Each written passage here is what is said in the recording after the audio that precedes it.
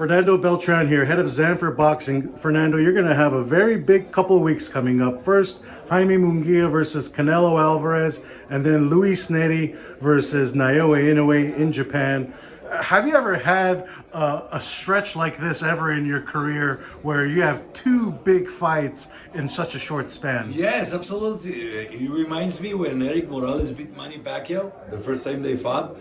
And in that same card, Jorge Arce beat Hussein, and Julio Cesar Chavez won the fight. A week after, it was Jose Luis Castillo in the rematch with Diego Corrales, and we knocked him out. So I remember. I hope it goes the same way. Hoping to repeat history. Let's talk about the first one, Cinco de Mayo showdown, Jaime Munguia versus Canelo Alvarez. You've presided over Jaime's career and brought him to this opportunity. What was the biggest determining factor for Canelo to have all these options, for him to choose Jaime? What do you think was the most important thing for Canelo? Oh, I think that in a gap of 12 months, they fought the same guy, Ryder. And Jaime knocked him out in 9 rounds, and Canelo won the distance. And that was a good point to choose him. Plus, Jaime was always very respectful in the sport. You need to be respectful, and he admires him, and he only wanted the opportunity. He's not gonna let anybody down. He's going for the win. Freddie Roach correctly predicted that Jaime would knock out John Ryder. Do you think Jaime knocks out Canelo? I don't want to predict anything. I just think Jaime goes with the head up, and I think Jaime is winning this fight.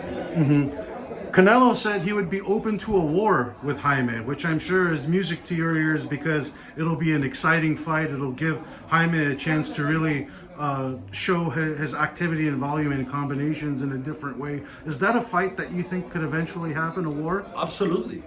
I think both guys punch hard, and I think both guys are coming for everything, for their legacy, for their history, for everything. I know you have a lot of respect for Canelo, but what do you think makes him beatable? Probably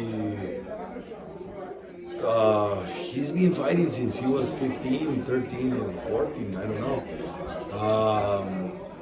I'm not saying that he's in the downside, but I'm saying that he's been up many years, and Jaime is at his prime. Do you give Jaime the David Benavidez fight if he beats Canelo, or even win or lose? Absolutely. I think it's a good fight. People ask for the fight, why not? Do you think that's something you can do in September for Mexican Independence Day? I know if Jaime wins. I think we do the rematch. Rematch, of course. Why do you think, is that something that Jaime also wants to prove, to fight Benavidez? Is that a fight he really wants? He's not in our head right now. Right now we're concentrating on Canelo. We have our hands full right now. We're not thinking in Benavidez, and I don't think nobody's thinking in Benavidez when these two guys are gonna go in a war. Canelo, he doesn't do too many rematch clauses, but for this one, he wanted a rematch. Do you think, in the back of his mind, he feels that he's getting near the end of his career and a loss might be possible? He's fighting an undefeated. He's fighting an undefeated kid, and he knows that he's a good puncher. He can take a punch, and I think he was just protecting. This is a business, and he took it as a business. I don't think it's nothing that he thinks he's gonna lose. Nobody takes a fight if he thinks he's gonna lose. We took this fight because we know and we think we're gonna win. Moving very quickly to May 6th in Japan, Luis Neri versus Naoya Inoue. I had a chance to connect with Luis Neri for an interview. He had some very choice words for Naoya. He said he's a average, ordinary, and even overconfident fighter. Do you feel the same way? Well, no, I think he's a very good fighter, but I think we have a sensational fighter in Neri. And I think Neri is winning this fight by knockout. Why are you so confident in Neri? Because he's got too many experience, and he's been in the wars, and his IQ in boxing is wow, supreme. Do you think going into Japan is extra motivation for him? Absolutely. This will be the third time, and he's gonna go 3-0. Is he embracing the villain role? I don't know. that part I don't know. With Neri? He also said that he's going to beat Naoya and retire right afterwards because his passion for boxing just isn't there anymore. What do you make of that? Who said that? Luis Neri said he will retire after he beats Naoya Inoue. I don't see it. I don't see it because he's gonna get a great offense.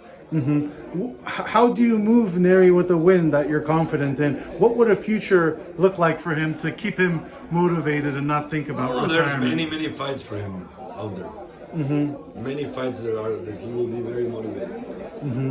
And lastly, Juan Francisco Estrada versus Jesse Bam Rodriguez.